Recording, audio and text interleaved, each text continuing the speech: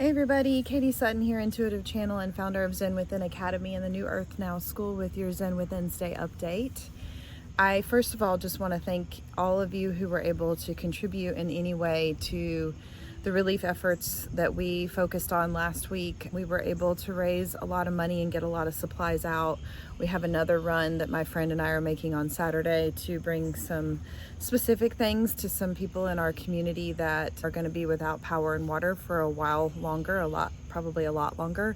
So thank you all for supporting. I also posted on my YouTube channel, it's right before this video, the healing ceremony that we did on Sunday. So if you're looking for support or needing to just feel like you're in community in working through this, you can listen to that recording anytime. Especially the beginning, it's focused just on us as individuals so that we can receive first and then we can go out and maybe do some work to help. So that's available on my site. We have two events that are coming up that I just want to mention before I get into the meat of my update so I don't forget. We have Hopeful New Beginnings Online Healing Circle next Wednesday, the 16th at 7:30 Eastern, and I'm really excited about this. I feel like this is the energy that we need. We closed out a lot of cycles in September with this eclipse and just ended a lot of chapters, and there's a lot of new beginnings happening, but there's a lot of destruction that has happened in the middle, and I think we've got to focus on both, right? We have to be able to hold both. We have to be able to hold the things that are breaking down and also hold the things that are coming online and holding that new vision. So that's what we're going to be working on in that healing circle. And then on the 19th, I have a Women's Day retreat in Huntersville at Bright Haven Farm called the Fully Connected Woman. And we're going to be really working on our connection through our third eye and our crown to the higher realms, to ourself first and foremost, and then to the higher realms. This is the last of my day retreats this year. We started at the root, we're working our way up. And I really want to help people to activate some of the ways that I live, which is being guided by my intuition and then being able to take the action when that knowing comes in, and working through some of those blocks that come up when we get the download and we are like, okay, this is the action that I need to take, and then we get in our way. There's some unworthiness and some programming that goes on in our channel that keeps us from being able to do that. So if you're interested in working through blocks of taking the information that you get and moving forward in your life, that might be a great day for you to join us. It'll be a day-long retreat. So that'll be below this video. Okay, so let's talk about what's going on in the energies. Full disclosure, I'm struggling. I know many of you probably are struggling too. Seeing everything that is happening with these natural disasters, I have friends and family in Florida too, and clients in Florida that are right in the path of the hurricane that's coming. And of course, I've got friends and family in Western North Carolina, and we're helping and trying to support them in any way we can. And we've got an election, and we've got people who are, quite frankly, just behaving like assholes.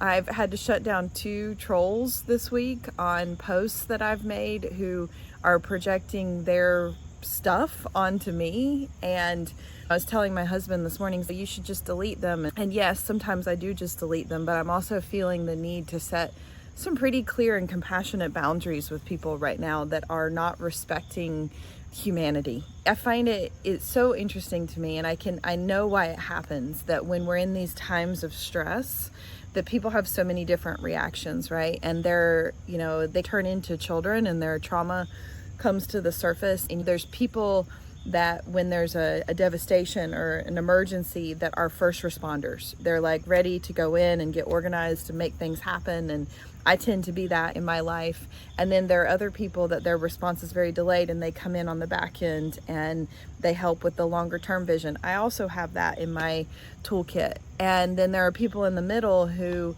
just get overwhelmed by the feelings and by the grief and by the things that get triggered, and they can't take action. And I completely have compassion for that. I think we have to honor wherever we are.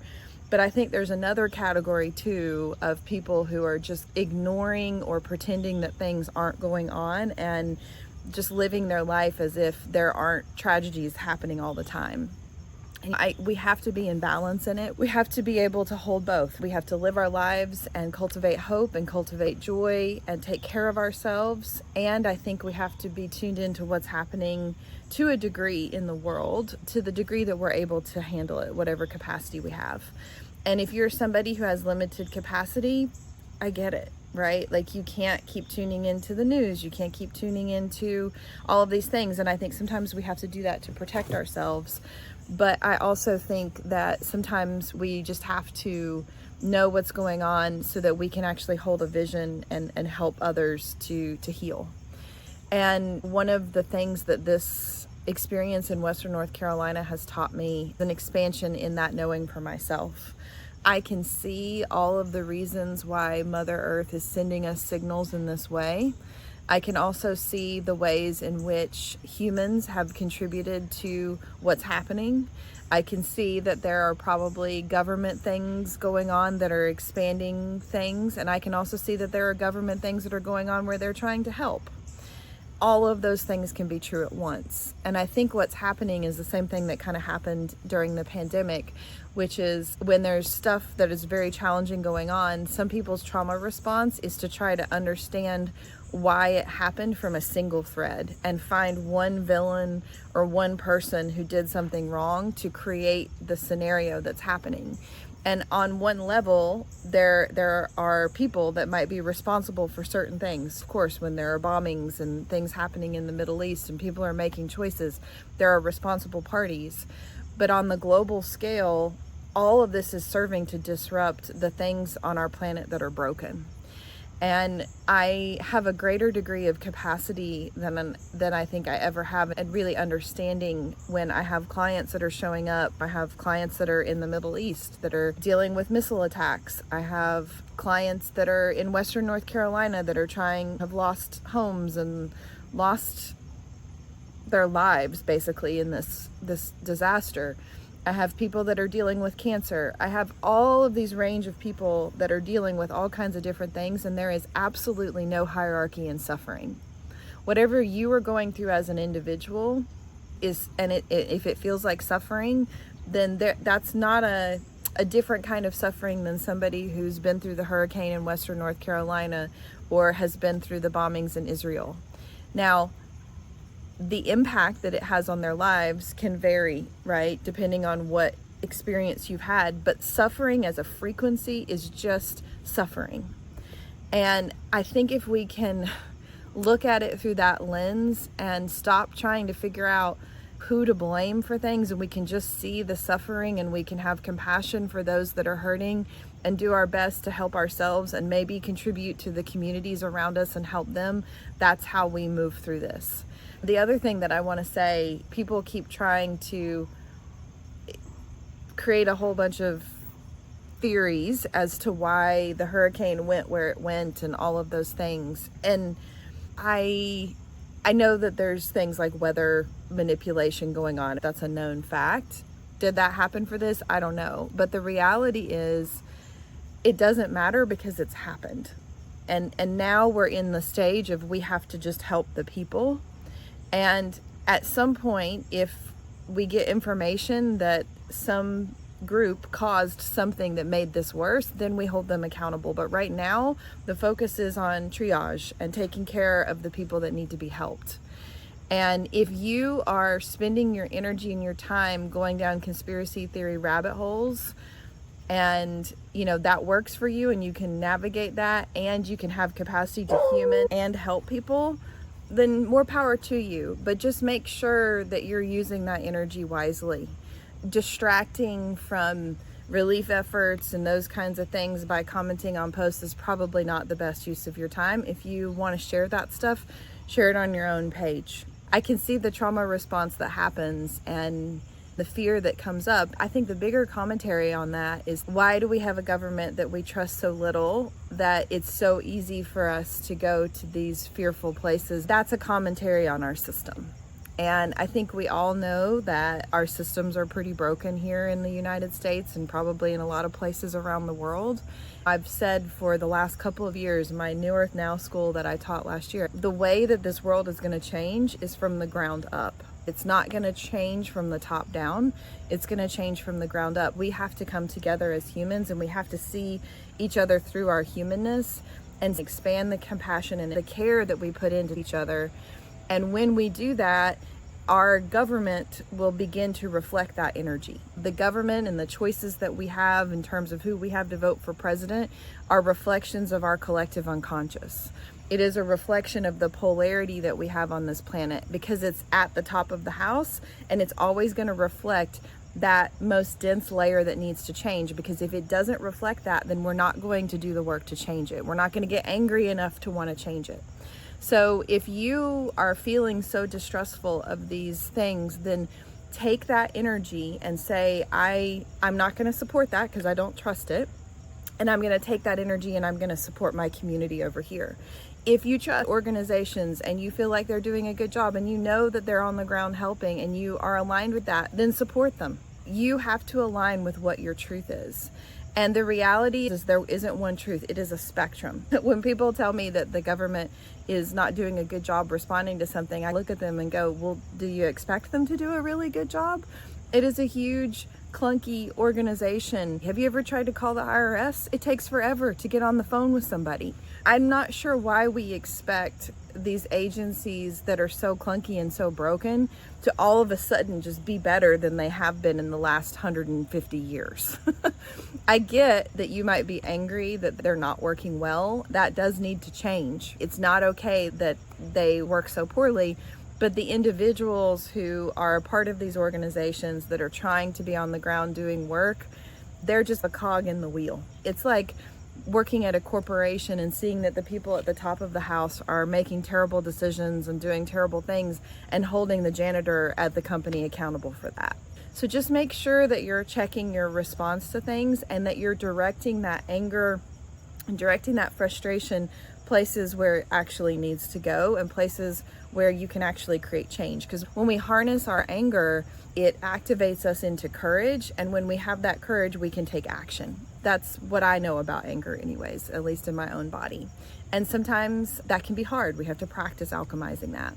The other thing that I just want to say is that I knew that October was going to be a little intense after this eclipse. And when we close eclipse portals, the things that we were working on come to the surface all at once, and we get a lot of clarity. And it's, oh my God, all these things need to just shift. And there's a sense of urgency, a major sense of urgency. And even if we didn't have these world events going on, I think some of that urgency energy would be there. And it's very easy to get dysregulated. It's very easy to get ungrounded.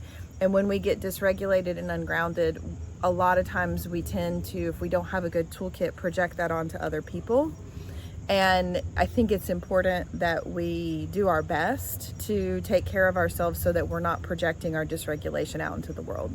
Speaking as someone who has had dysregulation projected onto me a lot and has in the past been a vessel of transmutation for that, I'm setting boundaries with people like that now and really asking them to take a minute and to step back and to do their work, because I'm not going to keep being a vessel of it. And so some of you might be getting some clarity in some of those boundaries that need to be set too.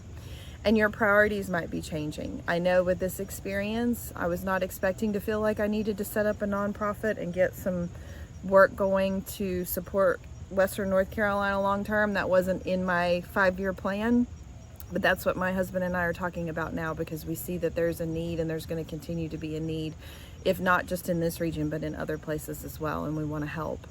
And I have to take direct measured action when I get those downloads and just trust the process. And I think that's the other thing that might be really scaring a lot of people right now, is we're used to being able to feel into a long range plan and know all of the steps that we need to take to get there. And we're not manifesting like that anymore. We're manifesting in the next best energy. The next best step comes in and we take that next best step and we lean into that. It's one step at a time, operating in that intuitive knowing, in that connected knowing, and just taking the next logical step.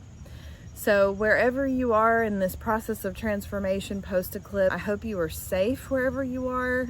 My heart goes out to everybody that's dealing with suffering right now of all kinds. I know that this is an intense window that we're in. And I feel like I've been saying that a lot this year, but this feels like next level intensity. Last week had flashbacks of the first couple of weeks of the pandemic when everything was shutting down and people were freaking out, and the level of unrest and confusion energy in the collective. I felt that again last week.